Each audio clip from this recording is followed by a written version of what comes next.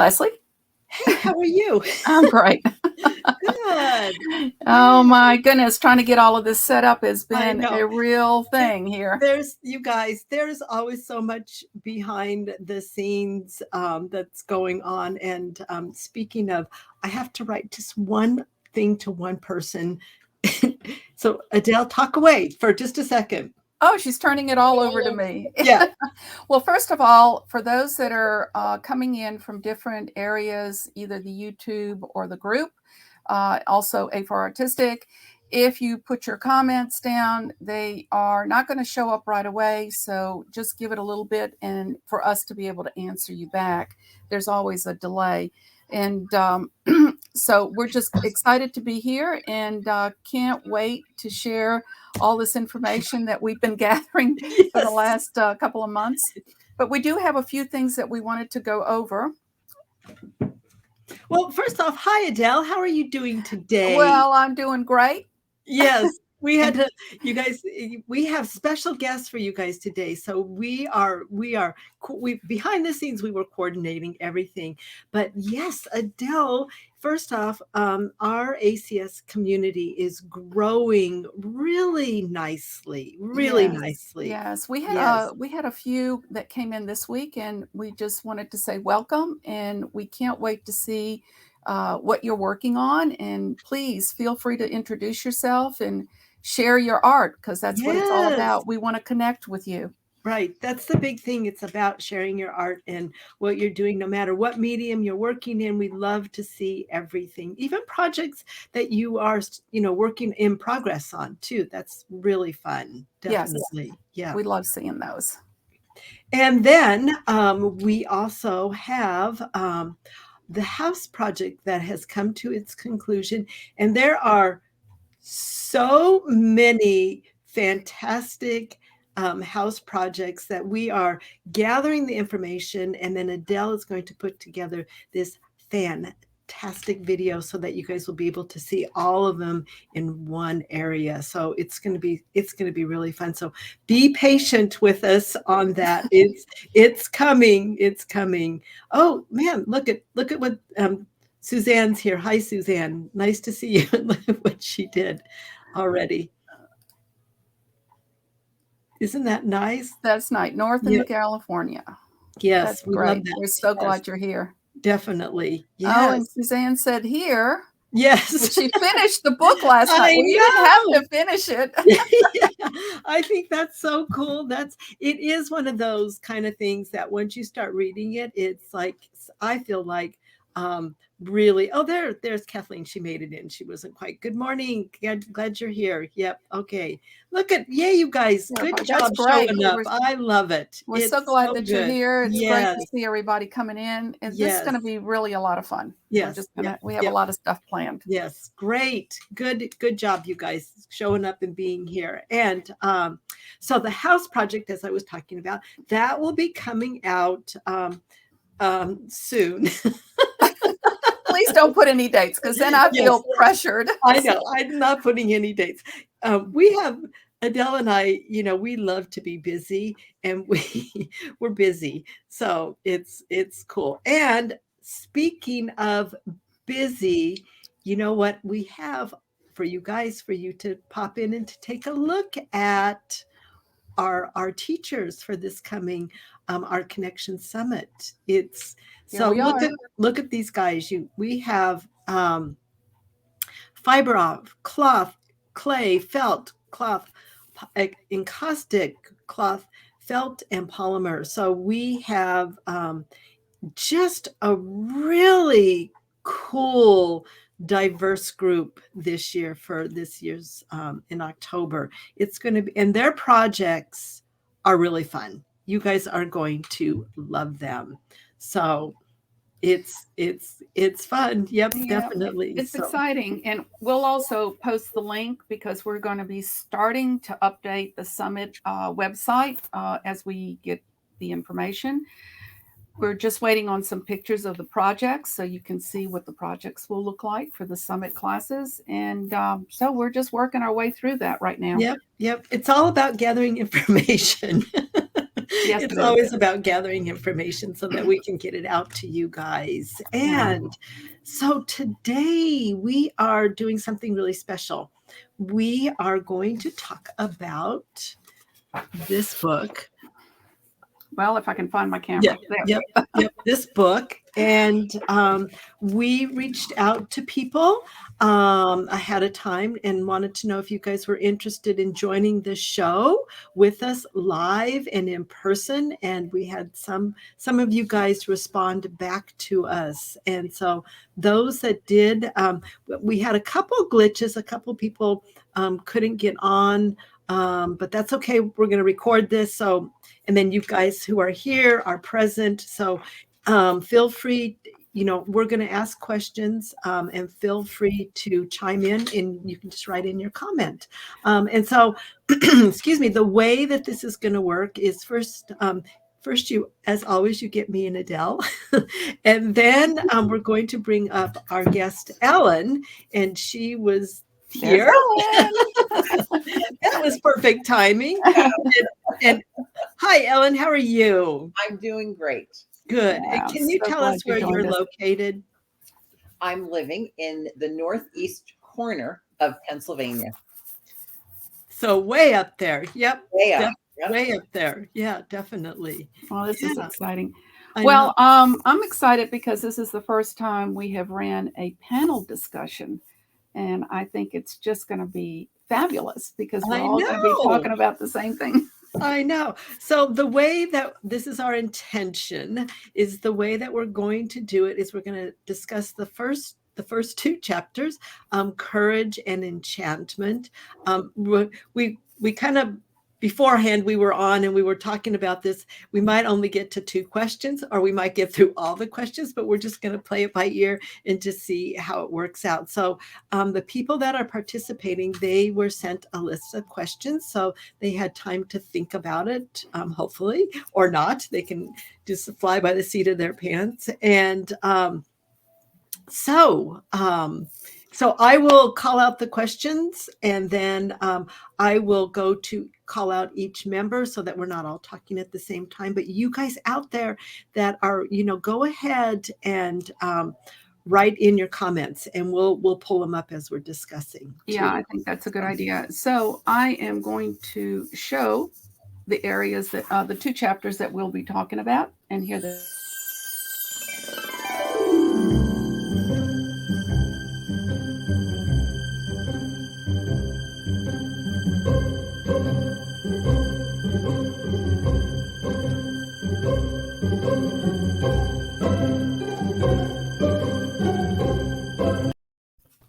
okay. Adele, you are so fancy. It was magical. I didn't even know that you had that. That a was surprise. very well done. Very well done. You Yeah. know, make magic happen. Can't I know. Well, it's just kind of fun. This is such a fun group. We have to keep it whimsical and fun. And a couple of those names that are on there, they're not here right now, but if they don't catch up with us on this discussion, we'll catch them on the next That's one. right. So, Yep, that's right. So let's bring our guest up. I can't wait. Yes. Hey, ladies. Hey, you guys, good job showing up. Hello. Oh, there's Ruth Ann down there. She's at least she's watching at least. I see. Okay, she's in yeah, the comments. there So it is. She said she's the fairy dust. Ruth Okay. Ann, yeah. So she is here, just not on the screen. So Ruth Ann, feel free to write in your comments as we're going along. So let's introduce our guests. Sandy, welcome, and tell us. Well, we know you're Sandy, and tell us where you live. I live in Alaska in a small fishing village of about 250 people. Pretty isolated. The only way you can get in is by air or by boat, and the airplanes are like 6 passenger. So you're not gonna take a big plane to get here. But that's where I live, and it's mostly forest right down to the ocean. Wow. Wow. That sounds fantastic. I love it. And I love that you and Ellen are like on the opposite ends of the US. That's like really cool. I love it. Yeah, definitely. That's Would- right. And Sandy, can you tell us what medium you like to work in? I really like to work in polymer clay, although for many years I was a watercolor artist. Fantastic. I love that. I find that most artists, dip into other things a lot, and then then kind of bring them together too. I think when you are an artist and have tried many different things, you bring many of the things that you learn from your other attempts or interests into your primary um, art medium. I agree too. Yeah, I agree. Definitely. Yep. And Giselle, welcome. We're so glad you're Hello, here. hello. And tell us where you're living. Where are you from? I'm from Montreal, Quebec, Canada. All right. Yes, you're right next door to Adele. That's fantastic. And Exactly. what medium do you like to work in? That's the problem. I like many mediums. I have been doing this for many, many years, and I touch as many mediums as I can, from felting to knitting to weaving to clay, paver pole, and now I'm into sewing. So I love fiber. I love 3D. I love texture. It just gets me hot. I'm getting hot just talking about it. It is. That's It right. is. And she And does Ellen, really, really beautiful work. I love that. Thank you. Well, we're so happy that you're here. And Ellen, what medium do you like to work in?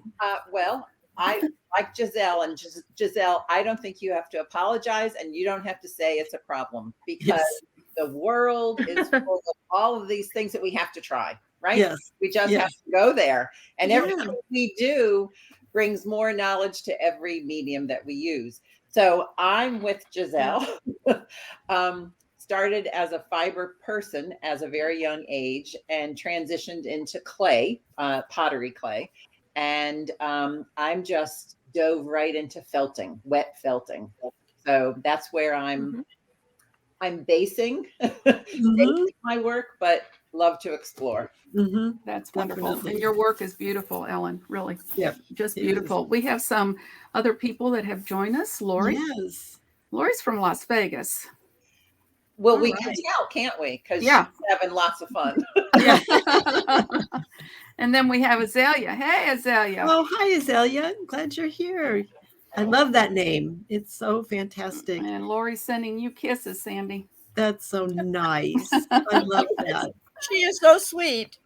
I And just then, love her. you guys, if some of you guys, your name isn't coming up, we have a Facebook user that says, hey, would you just tell us your name? For some reason, sometimes depending on where you're coming in from, it won't tell us who you are. And we like to know who you are. So if you said, hey, will you just type in your name so we know who you are? Because we like that. Okay, so what I can do is when we're going through the questions, if I have some comments, we need to stop for just a minute. Just let me check the comments so I can post them up there if anybody has anything to say. Perfect. So let's get started. Let's jump in. So the first thing we're going to talk about is courage. And in the opening of Big Magic, Elizabeth Gilbert describes creative living as living a life that is driven more by curiosity than fear. So I find this runs through most of everything that she talks about. So I will say the question and then I will call out your name and then you can respond. So what does courage mean to you, Ellen? I know. I'm doing it how I see it on my screen.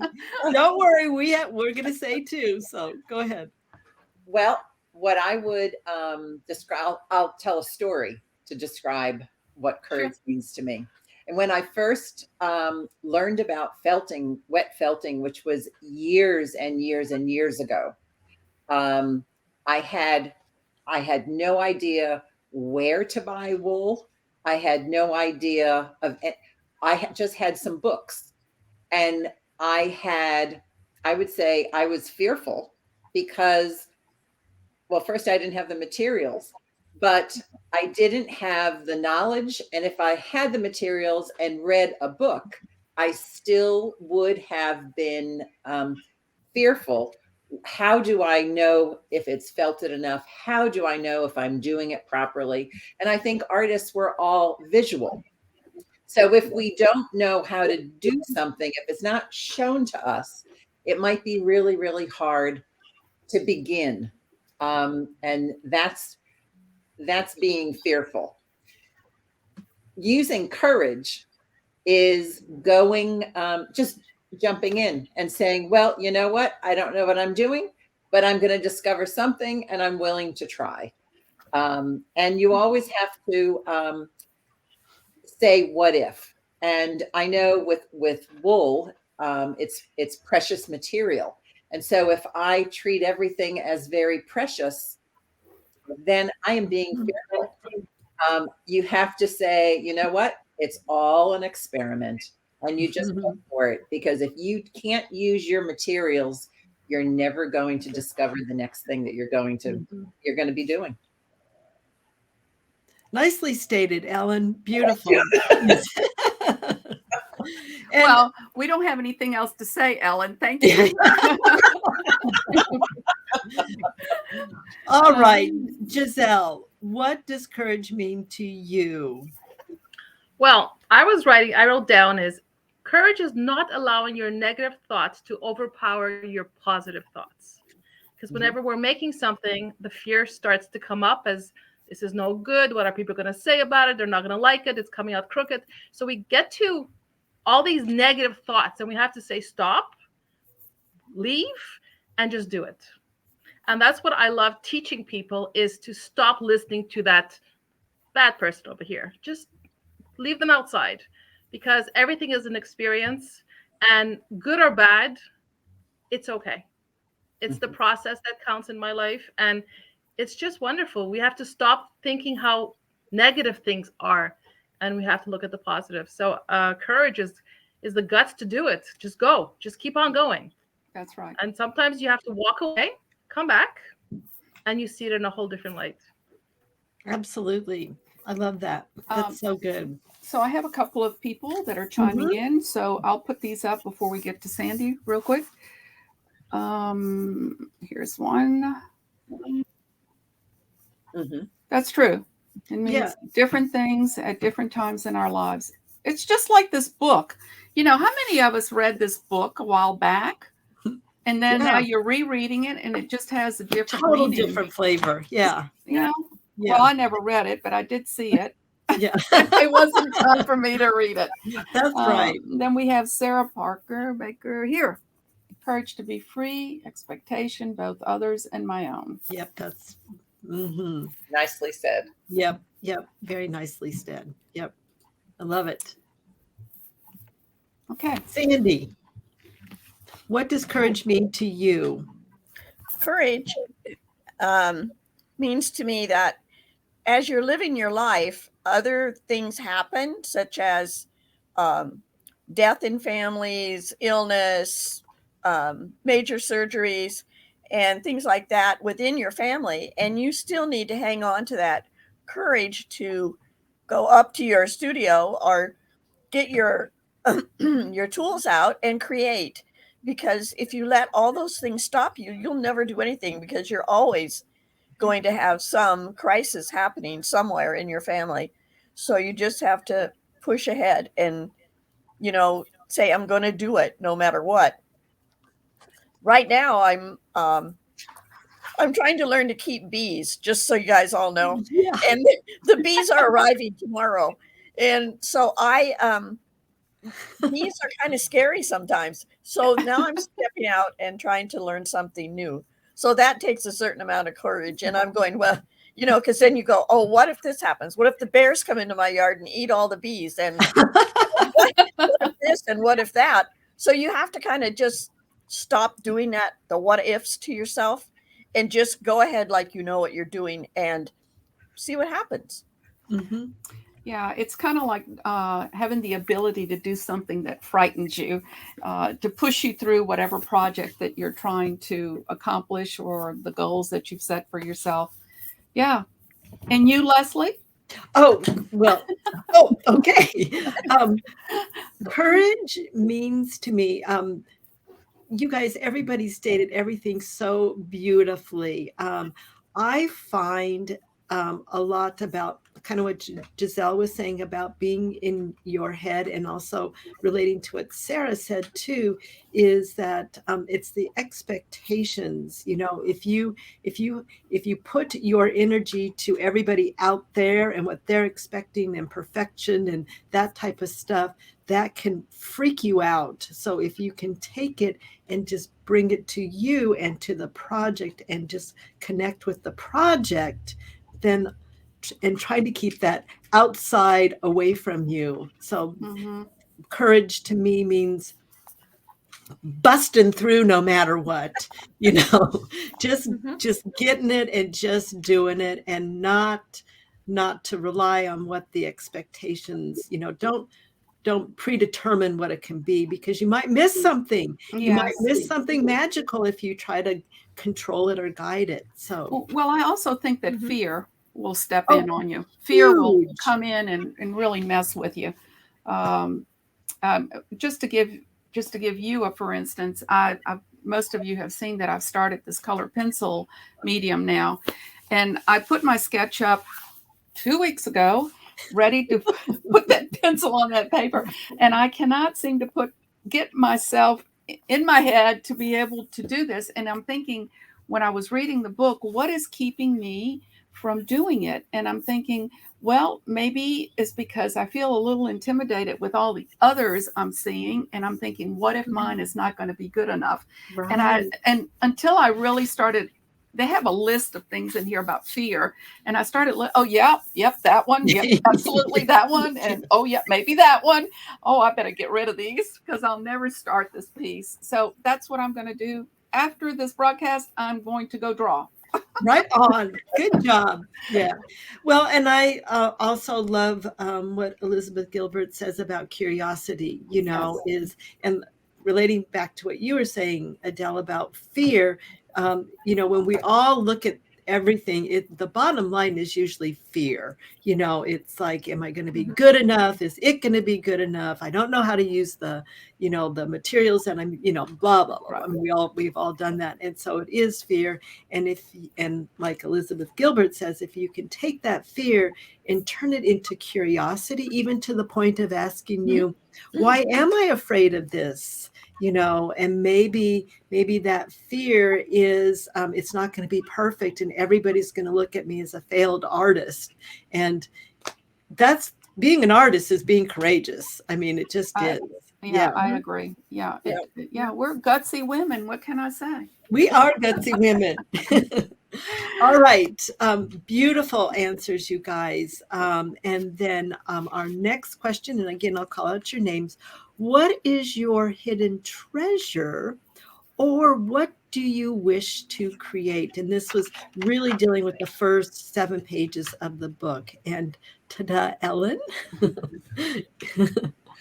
Well, that's a little bit hard to answer, but I would say my hidden treasure is my humor that comes through in my work, because it's very quirky and fun.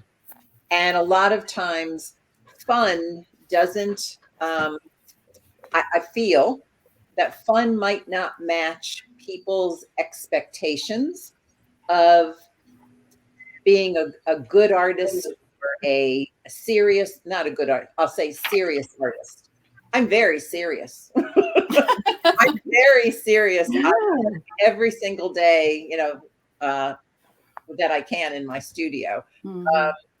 So I'm very serious and passionate, but I think it's my treasure, or something that I treasure, is my humor and my ability to just have fun and show that in my work.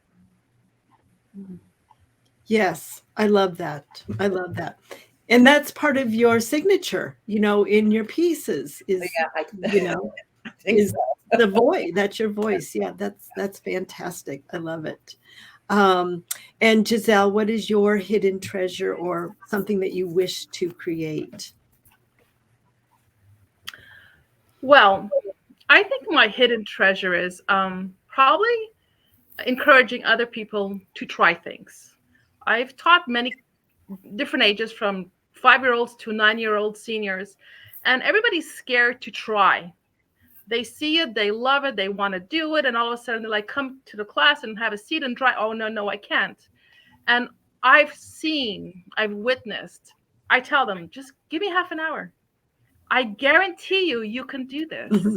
And they come in, especially the seniors. When I was teaching at a home, at an old folks home, they were very upset. Okay, I'm going to come and do this just to make you happy. They never left the class, and it was wonderful. It makes me so happy to see that self-confidence that builds up in them.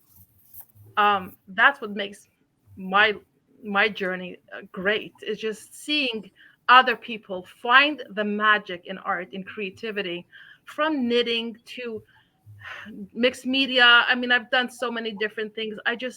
We just have to simplify it. Stop seeing the whole picture. Just let's start with A.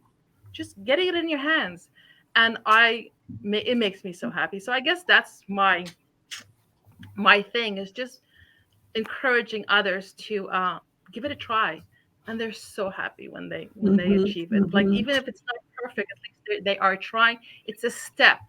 It's a beginning.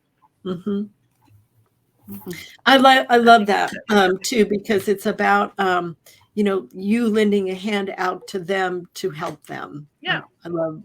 I think that's because I was once at their spot too. I was just curious. I just wanted to try things. I still am curious. I want to try everything. I see something, I got to try that, and I got to try that. My studio is a store, and I love it. And I call this my happy world. And when someone comes here, they can try it too. It's not that hard. There's some things that take practice, of course, but you can do it.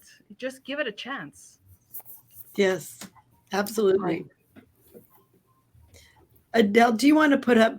We have some people talking on the comments. Yeah, so let's put this one up. I'll start from. We'll get to you, Sandy, after that. Okay. It's this one here. Sorry. Courage to be free from expectation, both others and my own. Suzanne, that's right. I like what Gilbert said about making peace and with fear, being in the creative car with you, but not letting it drive the car. So expanding on that was like, fear can be with you. It can be your companion, but don't let it take the lead. Right. like accept it, let it be with you, let it be your side partner. But like I said, don't let it drive the car. That's wonderful. I love that point. Sarah, hidden treasure, the passion and excitement of sharing passion and excitement. Yes, I love that. That is very true. Yes, it works both ways, doesn't it? Yep. It does. And I'll grab two more and then we'll move on. She loves helping others find their own inspiration. That's great. And Ruth Han has one way. So, yep, there you go.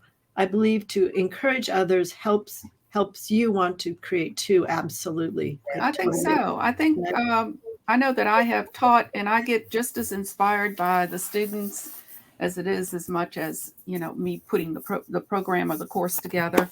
It's just it's a lot of fun, when you feel and you can see their progress of what you've been able to give them to move on and do their art. It's really interesting. It's about sharing our joy. That's it. Yes. So joyful to create. Yes. And why shouldn't everyone else be joyful? I know. Yeah. That's for sure. Okay, Sandy, what is your hidden treasure, or what do you wish to create? Well, my hidden treasure is my ability to stick with something until I figure it out. Like with doing the houses. I did a little teapot house, and for the life of me, I did the bottom and I couldn't figure out how I was going to get the top of the teapot added. And I'm sure Ellen thought I was never going to move past that part. I finally figured out how to do what I needed to get the vision that I was seeing in my mind. And I think that is my hidden treasure, to stick with something until you figured it out to your satisfaction and to what you want to do, because you just can't start something and then walk away. You don't have to, but you know, in order to have a finished piece, you really need to stick with it. And that, I think, is my hidden treasure. Very good. And bees. And bees. Yes. And Soon to be bees, I've got bees. Yes. 80,000 bees coming tomorrow. Oh my gosh. A few close friends. Wow. Wow. That's And amazing. Adele, what is your hidden treasure, or what do you wish to create? Well, I feel like my hidden treasure is the ability to help promote artists. I have on other than that, as well as I feel very fortunate that I'm able to jump from one medium to the other, and I just love it. I love the arts, and so far as what other creative thing I want to bring into my life, I think that anything that I haven't done before that I can keep adding to my arsenal of mediums that I've already worked in, I think it just all works together, and that's the fun part. That's what I enjoy to do. Yep. And my hidden treasure is a couple of things. Number one, I feel that I love art so much and just trying to figure things out. And I love just the figuring out of things. And then my students know this, I so love taking information and then translating it into whatever project we're working on. I love research so much, and I love bringing other things into my classes to expand their mind and their thoughts and to enhance whatever they're doing. Mhm. So you can tell, like Giselle and all you guys, love teaching. I love teaching. Yeah, well, it's very rewarding. It's very rewarding. It can be very rewarding. Yep. Suzanne, thank you. Thank Oh, you. that's very nice. Very nice of you. Thank you. Yes. Well, we really are loving our community, and we want everybody to succeed. And that was our big mission, is to connect artists from all over, different mediums. It didn't matter. And it's just fun to see everybody come into our community. I have one, let's see here from. Oh, Ruth Ann. Next door neighbor has bees, and they move to our vineyard. He has come to collect them sometimes. Be prepared. Or you're going to have wandering children. Oh no! I hope not. We don't have a vineyard here, so I don't have to worry about that. Right. And you live on a small island, so they're probably not going too far. So no, if they do, I won't be able to get them anyway. So yes. No. You have to put the canoe in and go find them. I know. Yes. Okay. You guys, you are answering these so beautifully. Let's see. I don't know if I want to go to that question. I'm looking at our time too. Well, let's do a quick one on Ellen. What are you curious about? Well, you show me something that I haven't investigated yet, and I want to know everything about it. You know?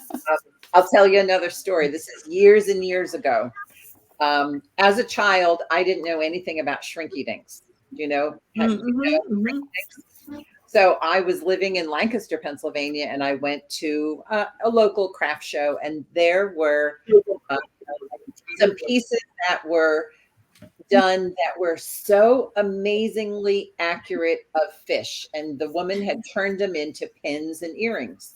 And my sister was visiting with me, and we were just fascinated by this. We started talking with her, and she told us, oh, they're shrinky dinks and you can get them at the craft store. And we immediately left. We went to the craft store, and we stayed up till 3 o'clock in the morning just doing shrinky dinks, just looking and being amazed, watching it shrink. So anything I see, I want to know how it's made, and I want to try it.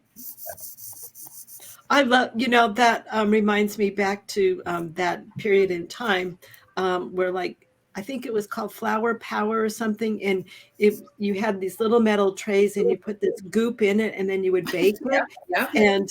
And then you'd have to remove these burning hot plates when you're 6 years old or whatever, and it's amazing what we were able to do with the toxic fumes and the heat and the, unnatural products that everybody's like so paranoid about it. But we all grew up with, most of us grew up using that stuff. Yeah. And so anyway, I can smell Shrinky Dinks. I can smell the flowers in the Easy Bake Oven. I can smell all those things still. So just a weird side note. Okay. So Giselle, what are you curious about?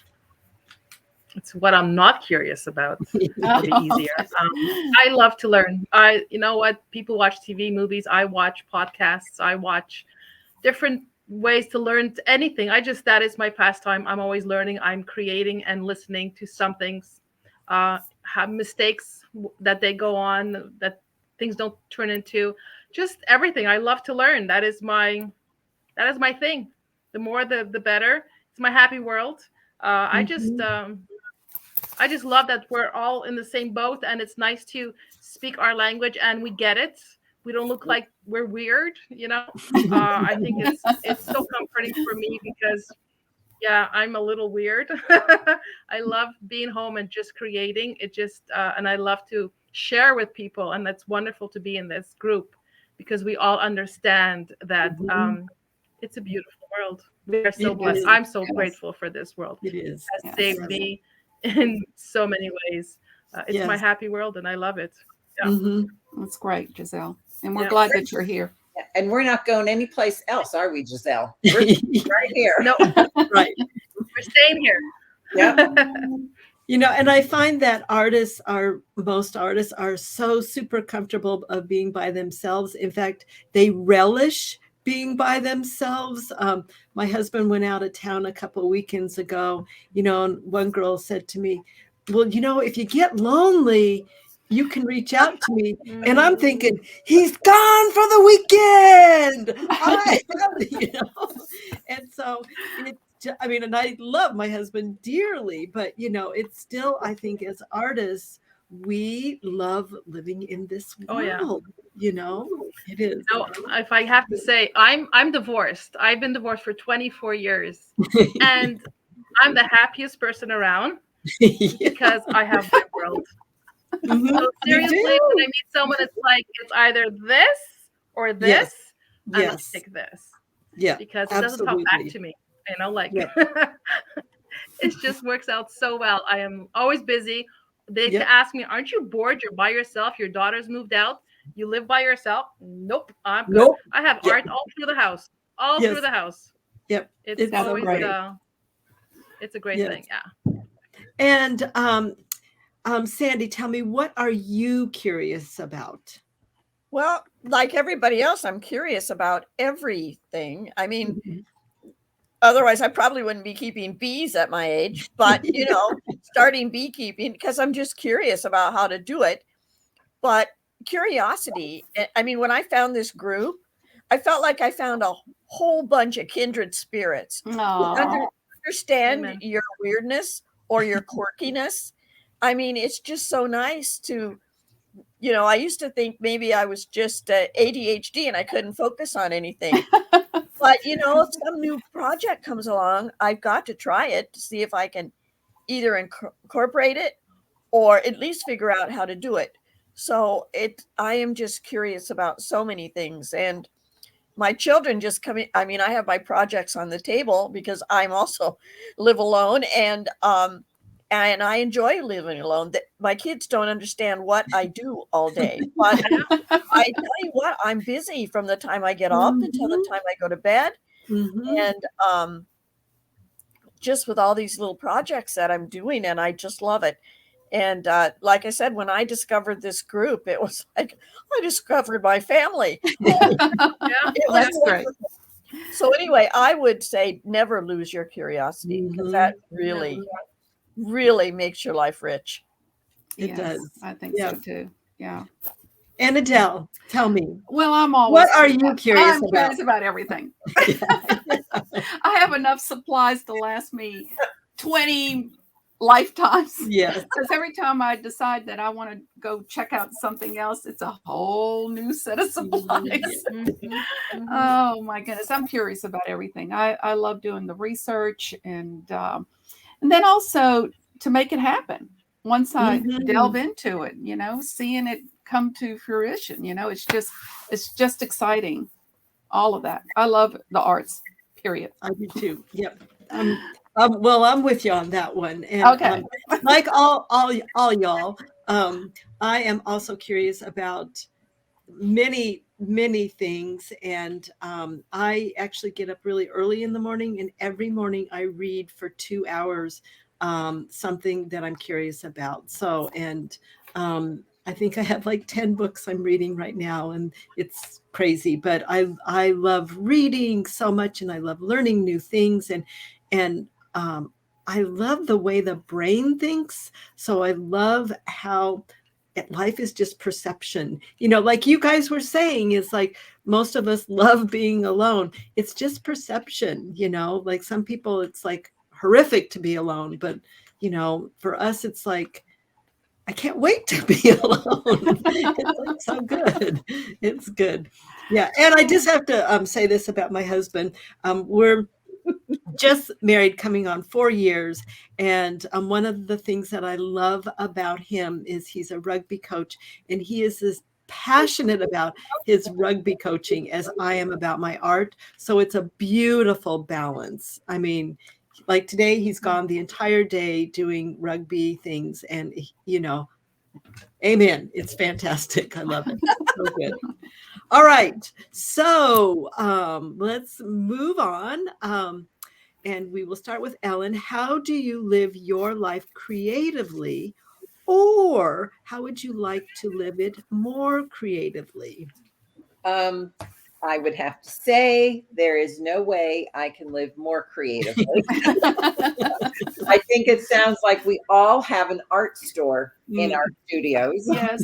So whatever we want to do. So I just, how do I live creatively? I live there. It's in me. It's in my supplies are in my studio. I'm always discovering and trying. There is never enough time to do all the things that are in my head. We need to live, we have to really get this cloning thing on track and get it done so we can really be productive. Don't you think?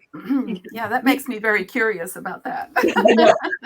Ellen, I thought about that years ago about like cloning myself. I mean, I don't know how I do it, and then I thought, oh no, that would not work, because we would be arguing about like how it was going to be done, because each of us would be right. So see, I would assign everyone something else to do. Okay, yeah. That way we wouldn't fight. We would just all be on our creative journey. Yeah, you would delegate, right? Okay. Right. But you have to have the head person and then the clonees kind of thing. Yeah. Okay. Okay. Well, okay. Right. Now that y'all are through dreaming. Yes. All right.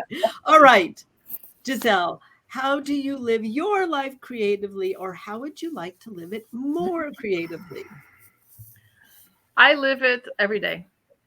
I really did. As a matter of fact, I quit my other job a few months ago, and this is what I do. And how would I live to live it more? I want to start teaching again. I just cleaned up my studio. COVID 2 years. This place has been a hurricane. I'm hiding things now, and opening up my desks again. And hopefully my classes will start. I need people in my life. I like sharing my thoughts. I love having people just finding their space and listening to their inner soul. It just makes me happy. I live it every day. It's the air I breathe. Without art, I don't think I'd be here. It's my medicine. I'm having a bad day. I'll just knit a few minutes and things will change. So it's a big part of my life. I'm very grateful. That's great. Yeah. And I you were talking about knitting. I many years ago was sitting at my studio, at my work table, and I love hand sewing. So hand sewing, and it just like all of a sudden dawned on me, this is so good for you. you know, like you were saying, your soul, this is so good for you. Everybody It's needs like to a be doing this. it's like a meditation. It Yes. It's a is meditation. totally It's just so zen. right. And just the needles clicking, I love it. And you are in And that moment. You are living and breathing and being that in that moment. oh, I love it. It's, when you're stressed out, you just do it a little bit, even 10 minutes. And that's how I Yeah. start my morning. It's my coffee and my knitting.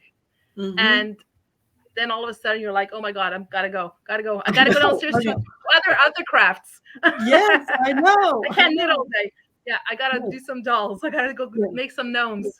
So, Yes. but it's wonderful. It's wonderful learning everything because you put everything in the same project at the times. Mhm. And I was making a gnome a while ago. I was felting the handbag. I was putting some miniatures on it, some clay miniatures. It's just I love putting all my world into one. It's just so Mhm. much fun. Yeah. Mhm. Yes. As Giselle talked about being, after COVID, now you want to open up things, and because you love the people and how necessary the creative process is. I think it's very necessary for our health. And I bet that during COVID, anyone who used their creativity in whatever way, we use it with our hands, visual artists, but bakers, and if you did something creative, you made it through comfortably. Mhm. And Mhm. if you did not, Yes. it was a horrible time Right. It was for those Yeah. people. scary. It was Yes. scary. And Yeah. arts and creativity allowed my brain to stop thinking about what's going on outside my house because I couldn't deal with it. I'm by myself and it's scary. It was horrible, especially the Right. beginning. Right. And Mhm. going down to my studio was my safe cave. Mhm. It was going to be okay. And I Mhm. created a lot, and I had more than enough to create. I was lucky. I had everything. I did things I've never touched before. So Right. yeah, people ask me, "Are you ever going to clean your studio?" And I'm like, "No, I have everything I need here. Why should I clean it?" I know. And Sandy, tell me, how do you live your life creatively, or how would you like to live it more creatively Well, with 80,000 bees coming? I think as artists, I mean, like the rest of you have said, your whole life is lived creatively. I mean, I have projects on the table. I have projects in my studio. I have a project right here where I sit on the couch. They're little hand pieces like embroidery. I'm working on an embroidered quilt right now. So each piece has got an embroidered aspect to it, as well as the quilt piece.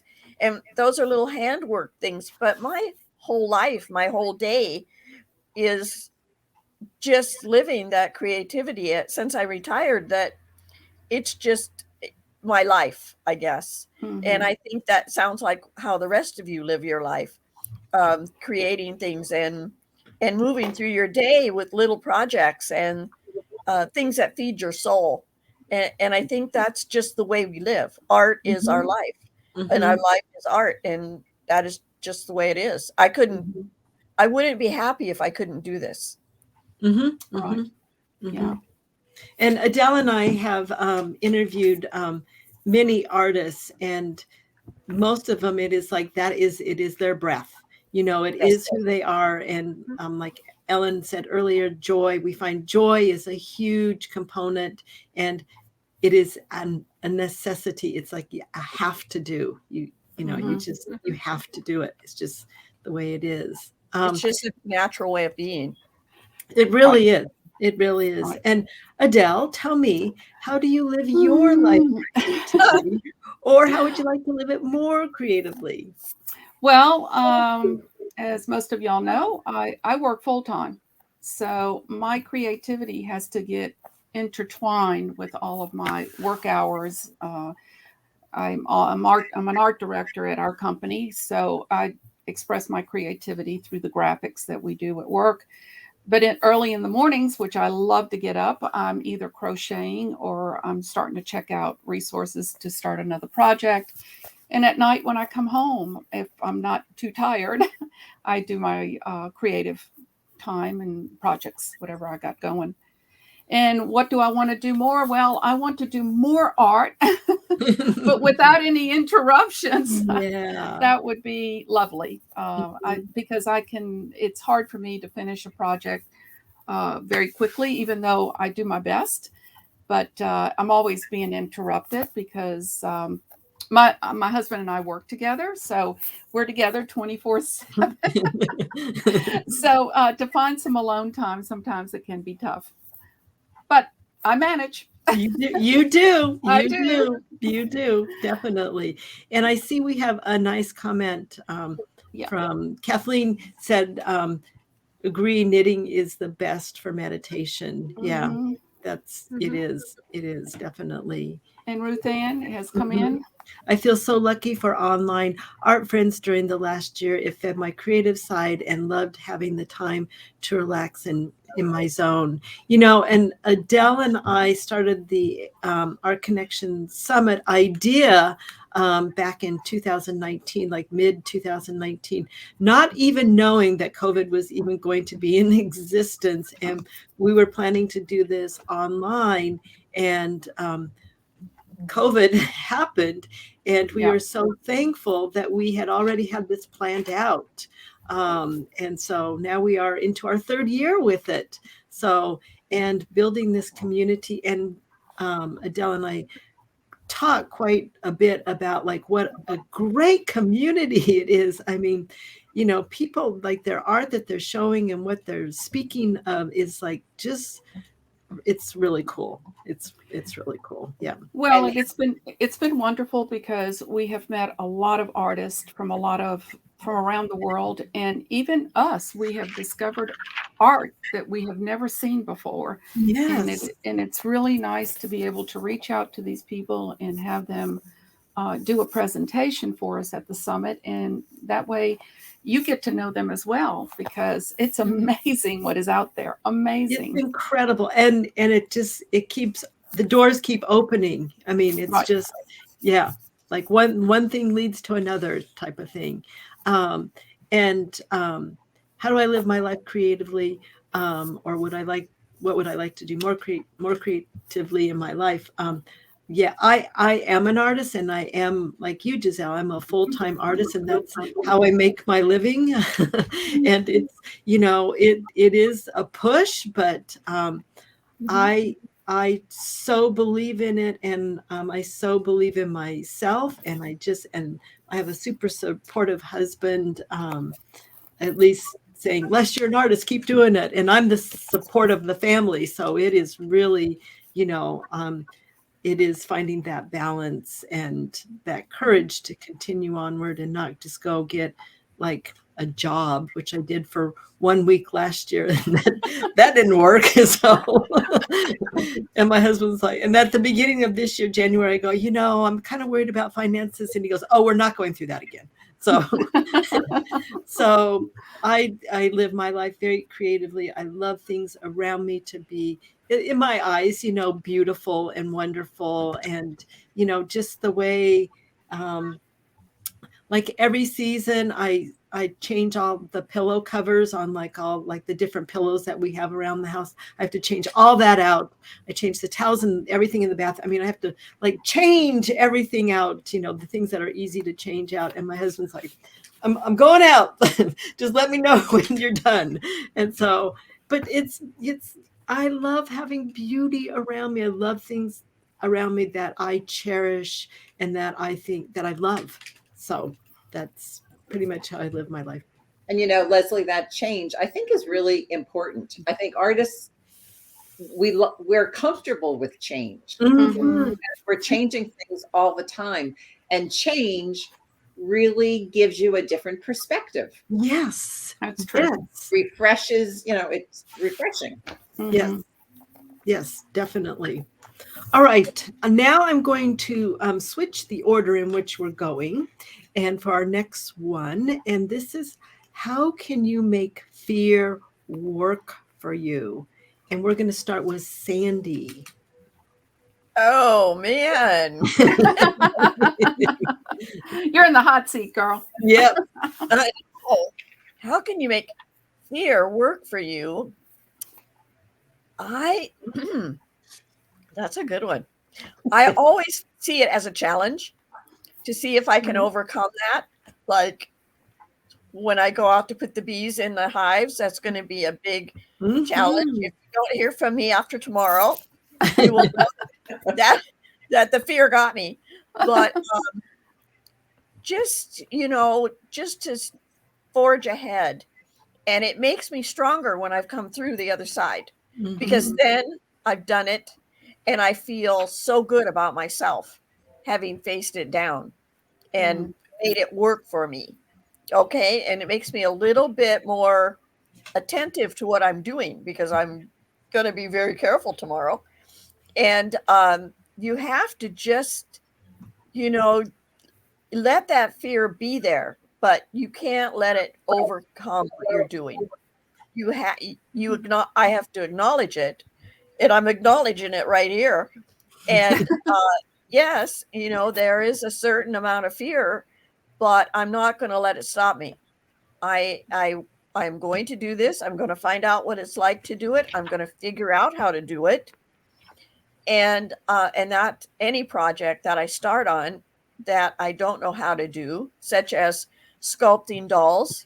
I was terrified when I took my first class, and the fear of failing and then failing and having to put a picture up of it, that was terrifying. But I took a class, I think it was from A for Artistic. I took one of their classes, and I just forged ahead, and that was kind of terrifying. It's like hanging up your underwear outside when you put your work up for people to see. That is very, very scary. And I think we've all felt that. I mean, especially in the beginning. Now I don't care. I mean, it's like, I'll put it up there. I don't care. I like it. So, what the heck. But that's how I make it work for me. That's good. I love it. Giselle, how can you make fear work for you? Well, I wrote something here, so I'm going to literally read it. So I wrote, fear has pushed me to be stronger, pushed my creativity to be better, and has encouraged me to believe in myself and my thoughts. It has given me a backbone to stand tall and proud. Because I'm the only artist in the family, and people think I'm weird. And you have to, and I continue it. So it is scary, but yet it's in my blood and I can't live without it. So I continue it. And I'm proud of what I've become. After all these years, this was just a little hobby. And look where I am now, talking to you ladies. Like, seriously, I've known Del from way back when I was just starting to make dolls. And I've done hundreds of projects, and I've sold many, and I've taught thousands of kids and adults. And it's just, I just keep going. And am I scared? Every day. I'm always scared. I'm by myself. And I just say no. I'm going to keep going because this is who I am. It takes years to admit it, though. I find you think it's just a passing little hobby. It's not. It's not a little hobby anymore. I'm 56. I've been doing it since I was very young. I've always loved learning. It's in my blood.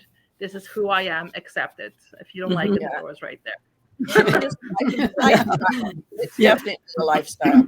It is a lifestyle. It is. And I see things. If I go outside, I see things. I close my eyes. I see shadows and images, and I create doing everything. It's just it's such I never thought it would be such a big part of my life, and it continues to be. So and fear has done that to me, because we get scared, we want to run, but then we're like, no, I'm going to do this, and if it doesn't work out, I'm learning something in the process. And Ellen, how can you make fear work for you? Well, I would segue from Giselle saying you have to live your truth. And there's an excerpt from the book on page 22. Oh, we got to get our book. Which Oh, you're such a teacher. She sounds like you. All right. You forgot to tell everybody you were a teacher. Turn to page. I'm on page 22. All right. Okay, got Let's see if it's the same thing. In the middle of the page. Yeah, watch us all have it outlined. Yeah, Yes, What's the I second? know. I do. Yeah. Yeah. Where am I? Here. Wonderful. Yeah. Yeah, you got it outlined. And bravery means doing something scary. Yeah. Fearlessness Yeah. means not even understanding what the word scary means. Mhm. Yeah. And I think that as artists, we just go beyond what scares us because we need to know. We just need to know, we need to do, and we need to see how it comes out.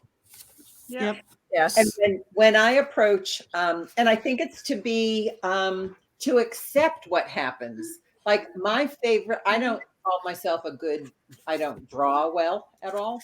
But when I do blind contour drawings, I know that they're not going to come out right.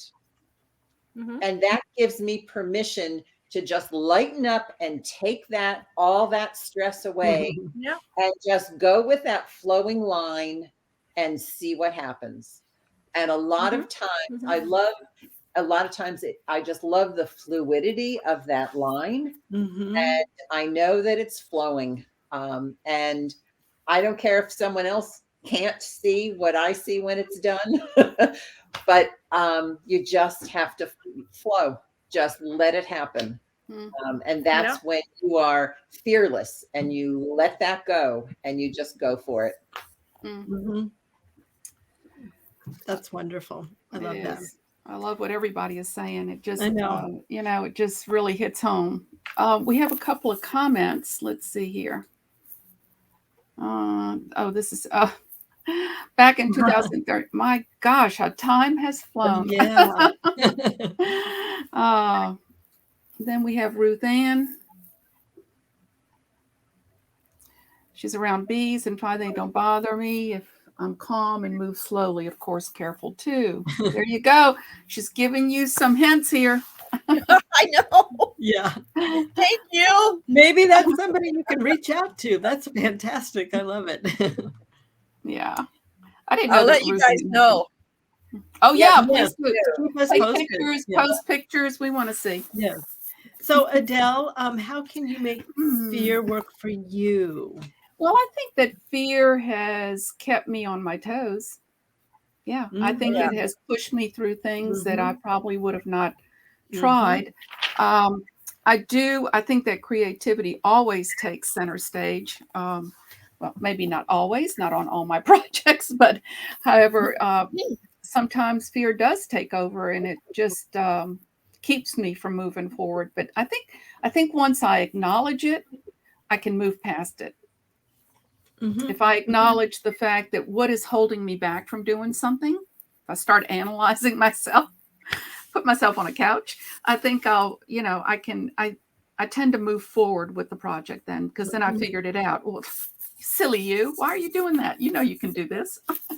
So well, and Elizabeth Gilbert in her book, pages 22 and 23, really, you can kind of relate, come back and like what we were talking about earlier is like having fear next to you, being with you, and just like you were saying, Adele, acknowledge it, know that it's there, and moving forward. And I'm going to put a little different slant on fear because you guys answered everything so beautifully that I would be repeating. And this is actually just on page 1 at the very bottom. And Elizabeth Gilbert is talking about Jack Gilbert, and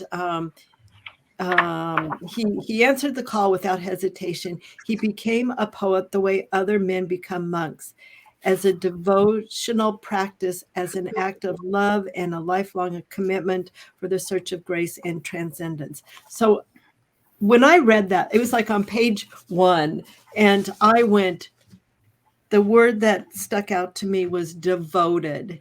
And I am like, I have devoted my life to art. And that's like all you guys have said. I am an artist. And I believe that we are all devoted to it. And because of that, we figure out ways to work through fear. I think so. Yeah. Because as an artist, you're going to face fear every single day, you know. And if you're not, then you're not pushing yourself enough, you Yeah. know. Yeah. So yeah, I agree. yeah. All right. So we are at an hour. I'm okay. If you guys, we have like 3 more questions. I think we should go ahead and do this because we want to cover the other 2 parts. The other 2, yeah. Then we're going to be falling behind.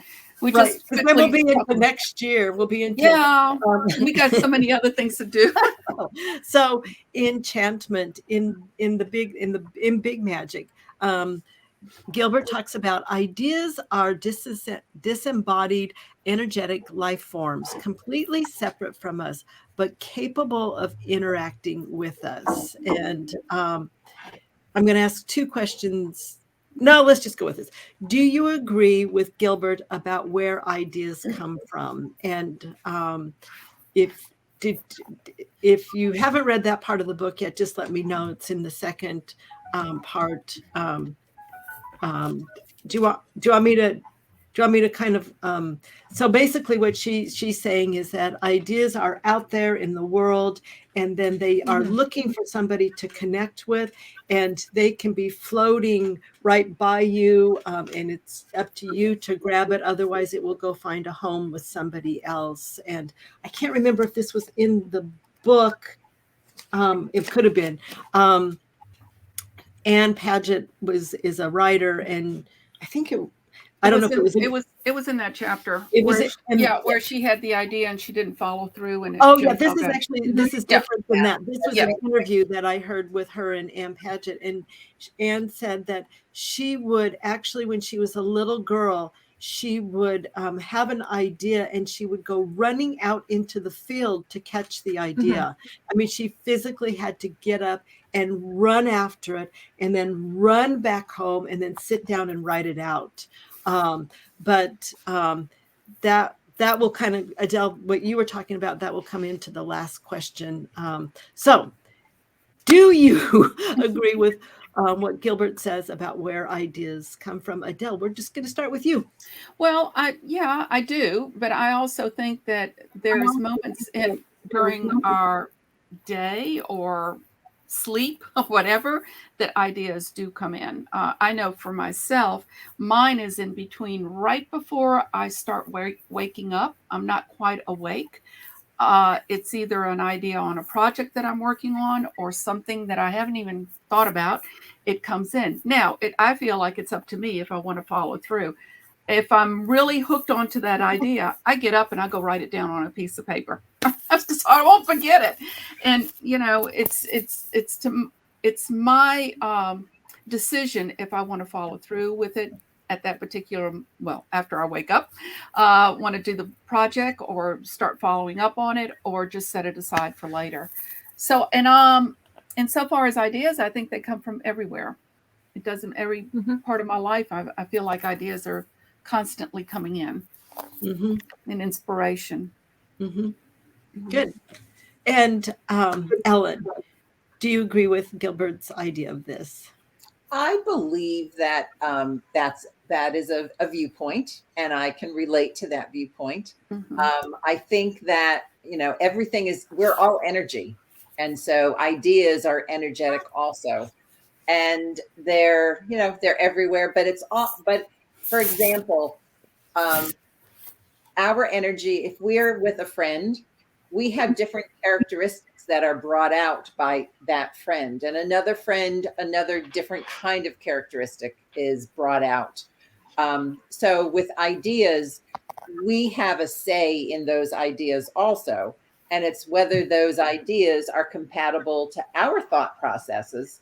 And so the ones that fit us stay with us, and the ones that don't, we might have jotted it down, but you know what? It gets put down below in our sketchbook and left behind because it didn't connect so well with us. And maybe later on, maybe years later, we open up that sketchbook and we see it and it might it will take on a different life at that point. But yeah, ideas are living. Ideas are living. Ideas exist, and it's whether they're compatible and they match up with us at that time. So it's magic. It is magic. And Giselle, do you agree with this idea? I do. I also believe there's a place and time for everything. I get a lot of ideas when I'm driving, unbelievably. That's why I keep on getting lost, because I miss the exit. I'm thinking. I see things. It's not the time to make it. I try to jot it down, but even that, it's like, oh, I'll remember and I won't. But I find it doesn't leave me. Sooner or later, if I have a thought, it's going to come back to me. And even if it's 5 years, 10 years, I remember doing things as a kid and I'm redoing them now. So it's in me. It's embedded. It's just tucked in the back burner.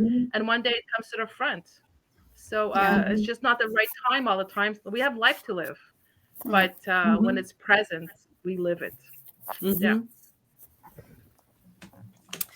And Sandy, do you agree with what Gilbert has to say on this? Well, I think partly that's true, but I think it's different for different people. Like you can get ideas and inspiration from just about anything, and they seem to be floating around all over the place. And if I see a color and I go, and then all of a sudden there's a whole theme behind this beautiful burnt orange color, or, oh, that would make beautiful fairy wings, or, oh my God, I can, that's perfect color hair for something. And so and then you just build from that. Those ideas, for me at least, seem to be just floating around, and I can get inspiration from just about anywhere, and you want to just grab onto them, and when I try that, it just doesn't really work as well. I think they just need to be hovering around for when you finally get the time to work on those kind of things. So I just have so many ideas that it sometimes I just have to say, okay, I do have to do the laundry, and just okay, you guys wait, because I have to have clean clothes to wear. So it's just I think they're probably an energy form. I can't imagine that they're not, but it certainly is an interesting concept that they come by, and if you don't grab them, you won't, somebody else will get them, because so far I haven't seen anybody else do that for the things that that are floating by me. But then I live in a town that thinks I'm weird because the kind of art I do are for keeping bees, are for doing, anything. They really don't understand what it is to live a life full of art. And so they think I'm strange anyway, but so it's just, I think it's just a lifestyle. And I think when you live that lifestyle, those thoughts are just there, that energy force, that creative force that always sees the possibility in so many different things. So I think, it's possible for some people that is like that, like they're, floating past, and if you don't grab them, you won't get them. But, I think it'll come back around if it's meant for you. Adele, I see we have some people chiming in on this. I see that. We'll start here. Let's see what she's got. Yeah, that's true. That's what we were talking about earlier, that we all have our hidden treasures. Let's see here.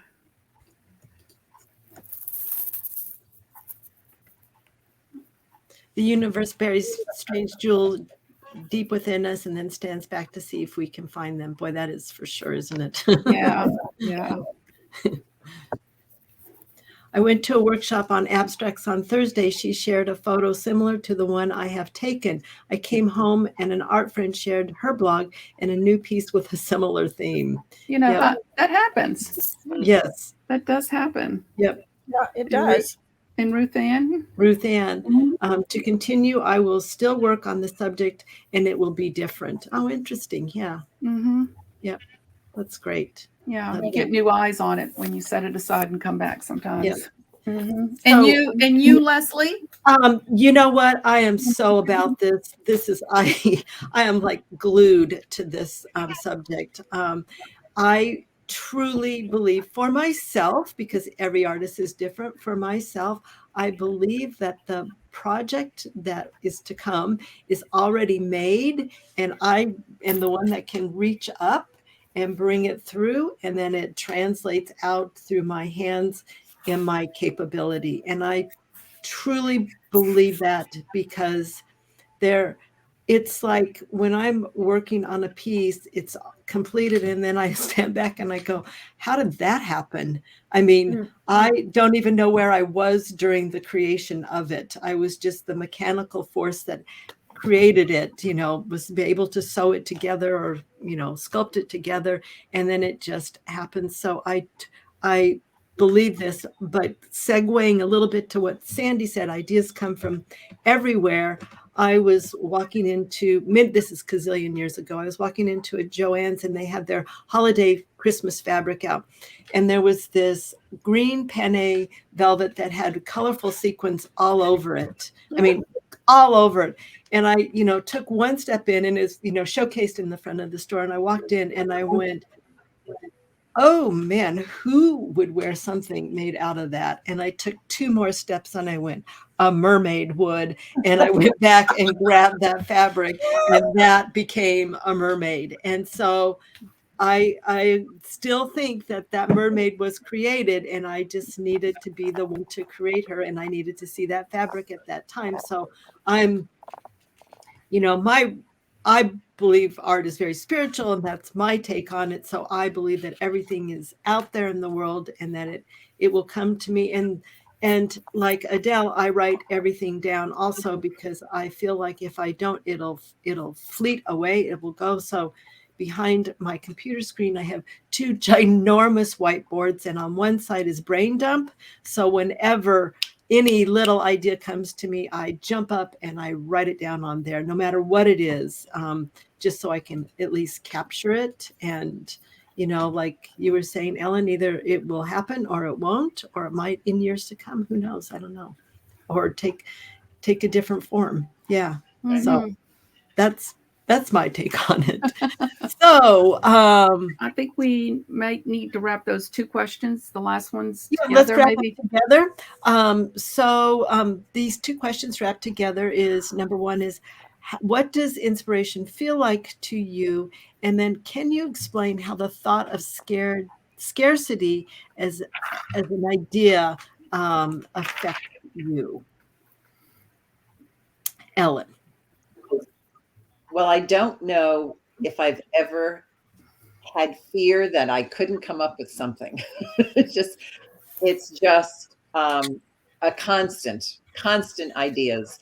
And my inspiration comes when, at the moments when I either sleeping, I mean, many times, especially this past year, many times in my sleep.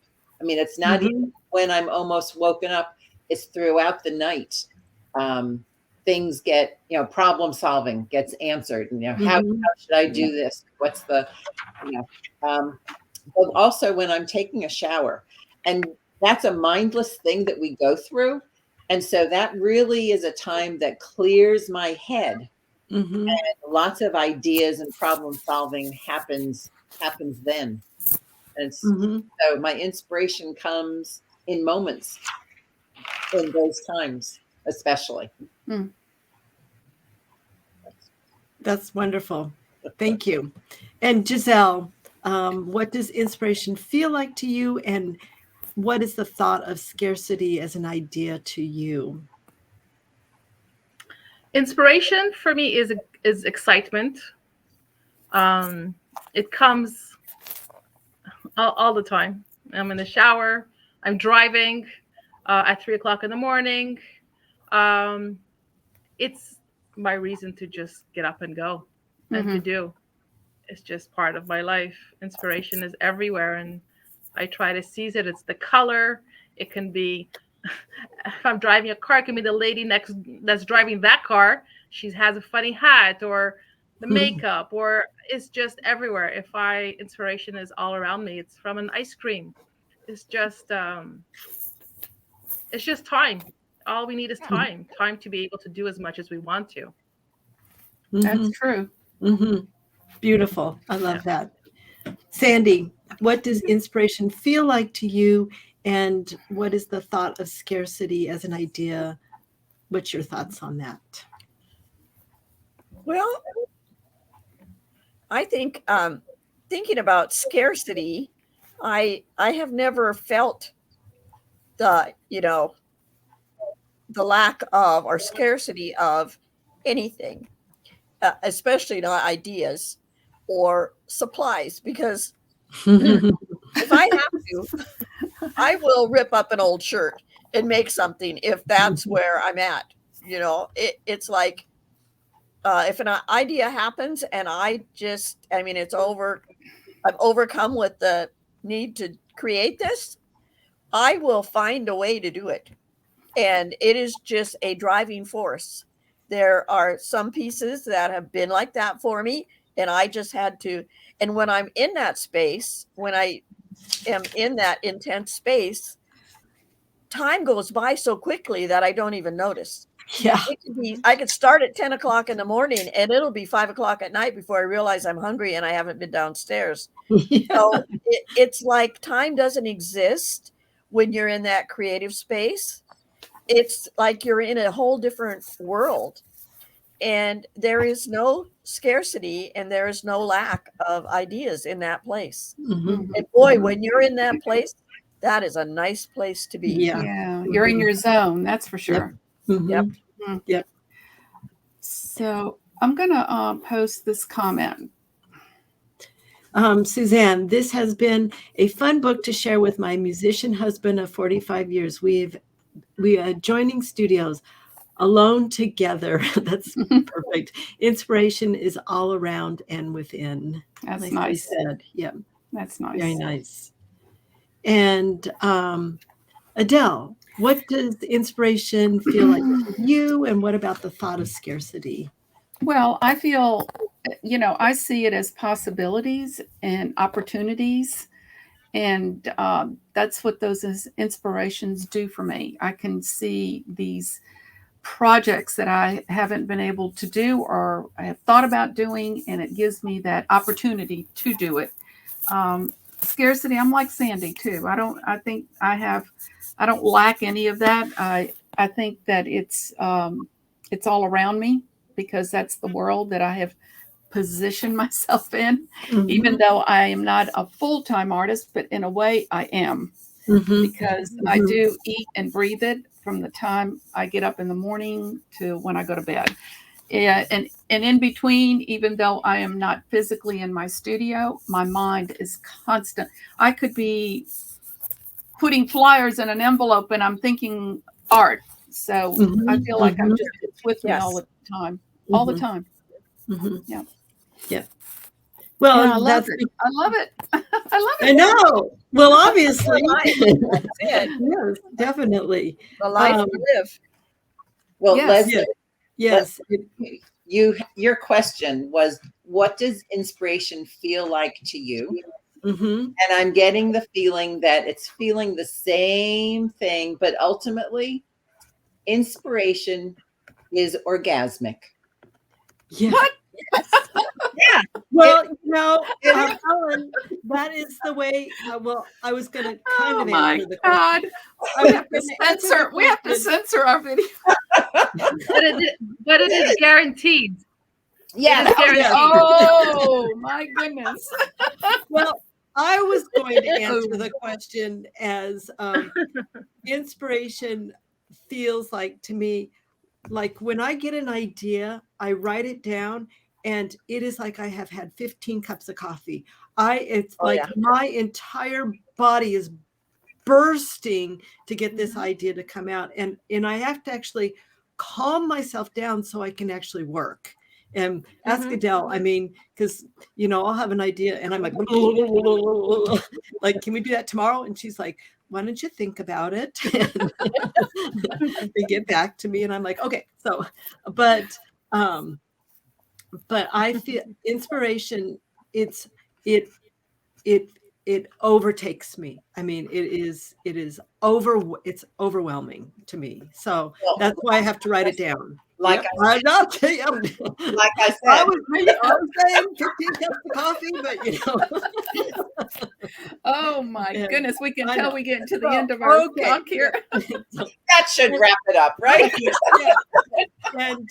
And scarcity, I really don't believe in scarcity. I mean, even to the point where I have had people come and copy my work exactly. I mean, but they will never be able to do what I can do the next time. So, Right. I feel like they needed to do that. It's not what I did. And, that's so I don't believe in scarcity either. I feel like there's enough art out there in the world for everybody. And because ideas come from wherever they come from, there's always room for more. Yep. Yes. Yeah. So you guys, really thoughtful, beautiful comments on everything. And this is just the first 2 chapters. Yeah, it's been fun. It's been great. It's been wonderful hearing everybody's stories and how they feel and how it all, how they're projecting everything. I mean, it's just been great. And it's been fun having a panel. I know. And you guys, the comments that you are writing in, really fantastic comments. And I love each. We haven't been able to post all of them, but Adele and I can see what your comments are, and they will be up on the Facebook page, so people will be able to see them. Yes. So. Well, thank you so much, Giselle and Sandy, for joining us. It's been just tons of fun. It's been fun. Thank you. Yes. You're welcome. And Ruth Ann just came in. Let's see what she has to say here. Great to hear from everyone. Yes, it was great to hear from everyone. And thank you for your contribution too, Ruth Ann. Yeah, definitely. Yeah. So we will figure out when will be the next time. We will do the next 2 chapters. The next 2 chapters. Let's see what those are. I haven't checked them out. We'll just look. You guys will figure it out. Yeah. But it's a great book. Oh, Permission and Persistence. Oh boy. Ooh, those are good. Yeah. Those are good. So excited that a lot of the members of the group have been purchasing the book. And just to let y'all know, we're not affiliated in any way with her. It's just a book. No, it's a book that we thought actually how it all started is I was on Amazon and I was looking for a marketing book, and this book showed up and it said Big Magic. Had no idea really who she was or what it was about. And I thought, well, this kind of goes with the theme of Capture the Magic for the summit. And I thought, this should be interesting. So I went in there and kind of looked around. I went, oh yeah, I'm going to get this book. So when I started reading it, I said, that's it. I'm sending a book to Leslie and Ellen. We're going to have a discussion. Yeah. So that's how it all came about. But we're excited to do the review on the book. It's been fun. Yep. It has been fun. Thank you. Thank you. Welcome. Guys. Thank you for jumping in and having courage to jump in. And no fear. It is. No fear. It is. It takes courage to be able to jump in and be live with us or with anybody. With us, especially bad. So you girls take care, and we'll be and remember, it's recorded, so you can go back and listen to it if you want to hear yourself again. Yeah, definitely. Yeah. Thank you, you guys. Nicely done. Thank you. Thank you. We'll see you girls later. Bye. Bye. Bye. Bye. Bye. Well, Well, that was fun. That was great. That That was was very fun. well done. Yep. Yeah. And yeah, I love everybody's thoughts. I love the comments. Yeah, it was really good. But you know, the interesting thing, I was sitting here when I was listening to everybody, I'm thinking, oh, okay, now I really got my head going now. Now everything's starting to, I'm going to go back and read the book again. I know. Well, you can reread it like so Yes. many times and get something else out of it. Yeah, but you know, I think, Giselle had mentioned that she had read it before, but you know, now she's in a different place and she's reading it again, and it's coming to her in a different way, you know, so you know that happens as well. Definitely. So thank you, Ellen, for being here. Yes, it was so nice to connect from Alaska to Pennsylvania. I know. How wonderful it is to be able to do that. Yeah, it is. And it's the internet has made all of that possible. I know. It has done wonders, really. It really has. Yeah. Right. It's exciting. Definitely. Well, thanks, Ellen. It was great to hear your input. You're always full of joy. Yes. Well, you take care. Thank you very much. Very all right. Yeah. We'll thank talk to you. Soon. Bye. Bye. Wow, so there you have it, Missy. That was fantastic. Wasn't that good? It was wonderful. It was wonderful. And, you know, it's like I was trying to express myself and then I thought, no, wait, I got something else to say. I know. We only have an hour. I know. Yeah. Well, there's a lot to talk about. I mean, and to really reflect on. Yeah. I thought it was there great. was. Yeah. But we move on and it was just loads of fun and can't wait for us to do it again. Want to remind everyone that this is recorded. You can go back and listen to it. Also, the summit is going to be October 6th through the 10th. And we are updating our website and our teachers are now listed there. And we will have more information as we're getting it. We'll be posting it. Yep. Fantastic. Really wonderful. So, there we go. So we will talk later, Miss Leslie. All right. Thanks, you guys. We'll talk to you later. Bye-bye. Bye-bye.